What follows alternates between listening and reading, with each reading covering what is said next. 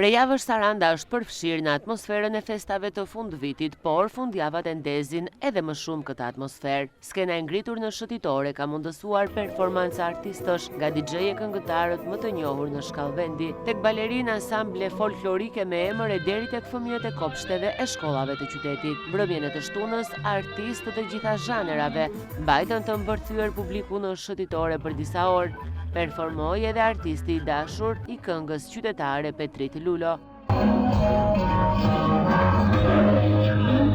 Sot presim një koncert super të bukur. Sot do kërcejmë dhe do këndojmë këngë Laço. Qenë shumë aktivitetet që zhvillon bashkia, më pëlqen fryma, ndihet atmosfera e festave. Ne që kemi fëmijët mund t'i nxjerrim, ka organizuar bashkia, na pëlqen shumë. Jemi shumë të kënaqur nga qyteti jonë.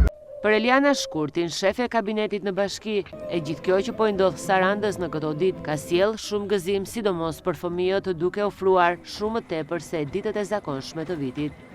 Festival në bulevardin e Sarandës, këto festa të fundvitit, ashtu si kurse tashmë është bërë tradit, këtu festohen nga të rritur, nga të vegjël, vizitor të huaj, vendas, të gjithë vizitojnë Sarandën si një destinacion tashmë edhe dimëror, edhe për festat e Krishtlindjeve dhe fundvitit. Ka një lëvizje të vazhdueshme që tregon që këtu njerëzit argëtohen, kalojnë mirë, shpenzojnë, edhe e gjitha kjo normalisht sjell edhe zhvillimin e ekonomisë dhe tashmë përmendja e Sarandës si një destinacion edhe dimëror në ndihmon neve që ta promovojmë destinacionin si një destinacion 365 ditë. Sepse njerëzit që të vizitojnë një destinacion nuk ka nevojë vetëm për akomodim të mirë dhe ushqim të mirë, ka nevojë edhe për net të bukura, të gjalla, edhe siç e shikoni këtu i kemi të gjitha, kemi muzikë, kemi alegri, edhe kemi lojra të shumta për fëmijët, kështu që është Christmas market tashmë nga më të bukurit që ne ofrojmë në Shqipëri.